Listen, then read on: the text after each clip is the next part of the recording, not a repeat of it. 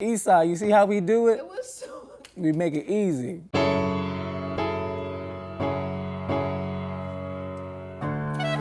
We know that Detroit is on its way up. We're glad to be a part of that. We're glad for our families to be a part of this story. After a year, I found it to be just a wonderful community where I knew more neighbors than any place we've ever lived. I don't know if I would have done this anywhere else. How cool is that? I'm looking forward to things going smooth. No flat tires, no dogs running out, and nobody like, I'm tired, because it's going to be an easy pace. And we going to hear some stories, hopefully from some grandma. You know, the old people got the good stories. I want people to be consumers in our neighborhood. I'm tired of people coming into our neighborhood and making us consumers. And so it's important that we develop relationships and Grosse Pointe see the value that we bring, the value that will pull them across to become consumers and become neighbors and not have these episodic and transactional relationships.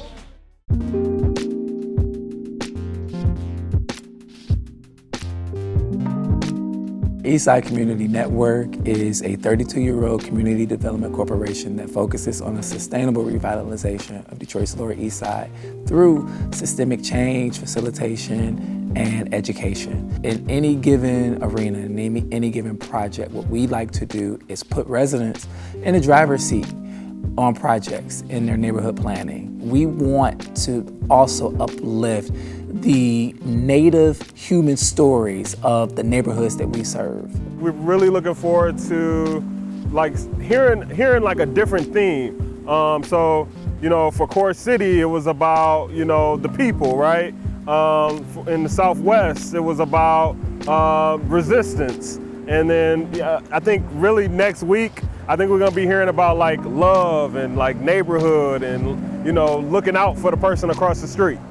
People outside of Core City asking if I can bring this type of bike ride to their neighborhood. And so I applied for the Night Cities Challenge and I won. It was a $30,000 grant to host in different parts of Detroit. So this is the second one this summer, it's the third all around. We did it in Southwest Detroit a few weeks ago. So the bike ride will depart from Mash Detroit, which is on Mac.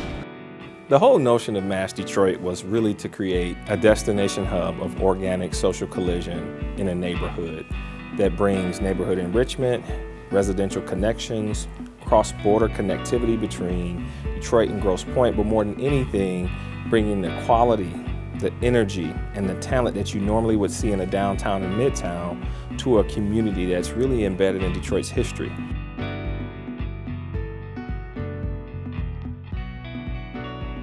For me, the opportunity for us to be a part of something that really engages people and meets them where they are, and the fact that Quite literally. Quite literally. Quite literally, right? So it was important to have Orlando and ECN at the table to kind of help us, again, develop those relationships that we desperately want with the community. We don't want to create this cool thing in a community where they don't feel like it's intentionally something that they can walk into and feel equally as comfortable. You saw a little bit of that in downtown and midtown where people aren't sure, is this for us? Because, oh, this doesn't look familiar. This looks like something that should be in Birmingham. Having an old white dude like myself, I don't know if this is relevant or even important, you know what I mean? Like, I just don't know if my story's all that interesting. I think it's a great mixture. I was about to say. Because you've been here 6 years, you are now, this is your community, it's your community too. That's correct. And I think it's powerful when from day one. I love it. Neighbors put their arms around new neighbors. I could live in Birmingham in a very expensive house and I would never know my neighbor. Yeah.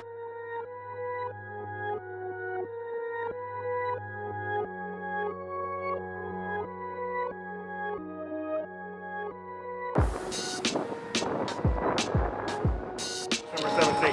Yeah, we'll be right here. You'll see about 50 bikes. I'll be here. Yeah, all right. I just got one too. Okay, cool.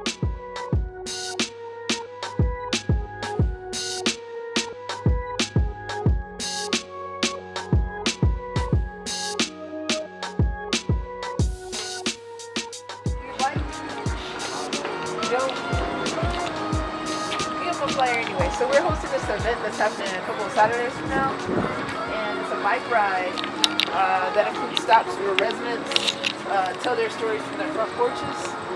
And it's a community event as we're going to launch right across the street at MASH. Okay, I can see him the door. Okay. Leonard? Yeah. Put that up. Put that up. Like, right there at 3 o'clock? Yep, 3 o'clock. All right. You will have music and food and everything. I need storytellers. So you can go ahead. I'm sorry, babe. So that's so. I was literally about to email her. Okay, so like we're actually trying to email her. So I need storytellers. So Okay. I created this bike ride. It's a bike ride that includes stops where residents of this neighborhood use their front porch as a stage to tell their story. Oh, okay. So it's a stoop to stoop storytelling bike ride. Oh. And we're launching from MASH Detroit. Okay. And so basically we need storytellers from the Cornerstone, Morningside. Morningside, or even East English. Right. We need 2. You only need 2? We only need 2. Oh, that's easy. I was typing in my email address bar. It's Sandra Cobb. I couldn't find it. I'm like, dang, man. Like literally, like it was like 20 minutes ago. Beautiful.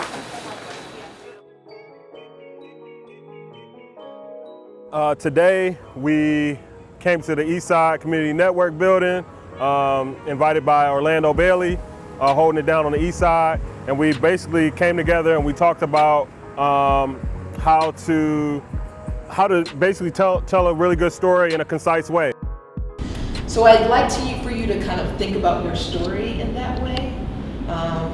Give me a little bit of context of who you are. Give me a little bit of context around what was a conflict that you experienced, or what was a question that you grappled with, and then how did you kind of answer this question? Or what was that? I'm sorry. What was that point that made you like really engage with that question, and then what was the resolution? Okay, so kind of exactly how this moment is structured. I am always looking for ways to boost the East Side. It's my home, it's where I'm from. The people here are very passionate about their neighborhoods and they're innovative. I mean, we've had every reason to quit and give up, but we don't. Sharita, please give her a hand, y'all. Thank you. Well, first of all, thank you all so much for coming by to visit. We got married, we started our family over here. We're raising 4 sons, and those same sort of age-old challenges began to creep up on us as we're thinking about wanting to give our kids the best opportunities. We have been here just a few months when our oldest son was playing in the back of the house and he had a gun put on him. So of course my husband goes looking for the kid, couldn't find him, and then later on that day we were in a neighborhood store and he happened upon the young man and had a conversation with him. It's like, you know, hey, we're here, we love you, we'll do anything for you, but don't be putting a gun on my kid. We know we made the right choice for us. We know that Detroit is on its way up. We're glad to be a part of that. We're glad for our families to be a part of this story. And thank you all for wanting to come out and experience the neighborhood, experience the community. And thanks for stopping by to visit my home.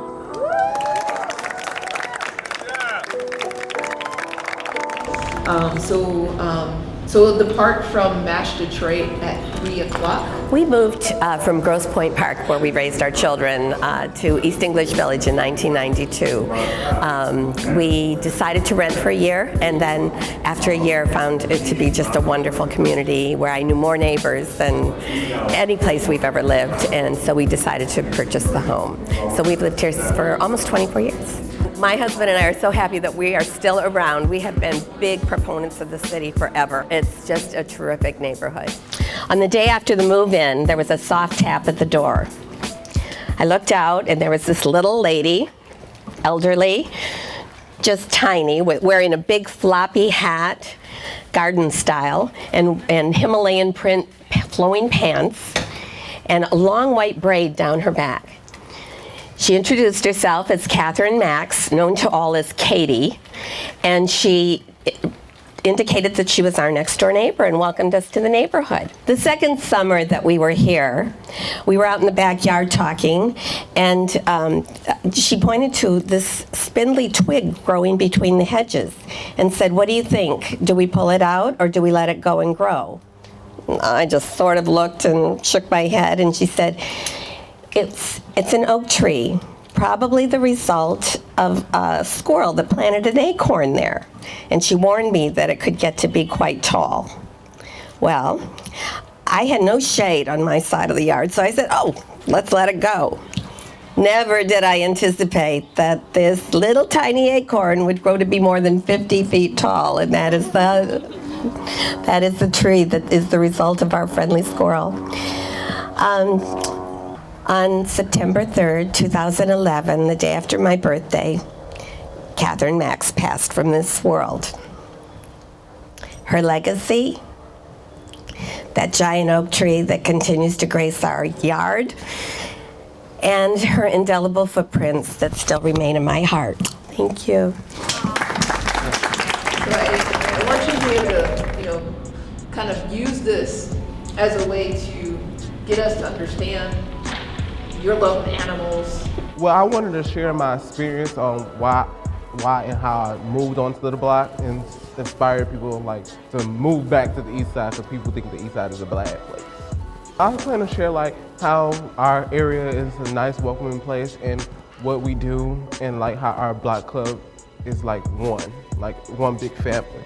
I hope sharing my story spread the loves on the east side. I know y'all tired. Y'all not tired? Y'all sure?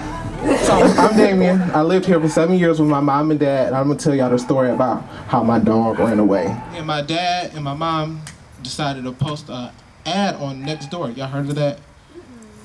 Well, it's this little website where you can post things that you lost, found, or whatever, and people help you find them. So we posted an ad on Nextdoor saying Coco was missing, gave her a description, and somebody commented it and said they saw Coco on Otter Drive in Yorkshire, which is actually down the street that way. So we get back home, and guess who's in the front seat? Coco. All happy and smiling. So, Coco, if you're out there, and if you hear me talking, please come home, because we lost her again. She usually in the backyard, but she's not here.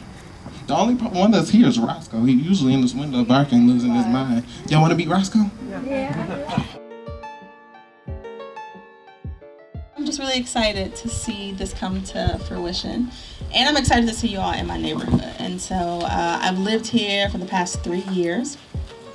Native East Sider, have lived on the east side of Detroit my entire life.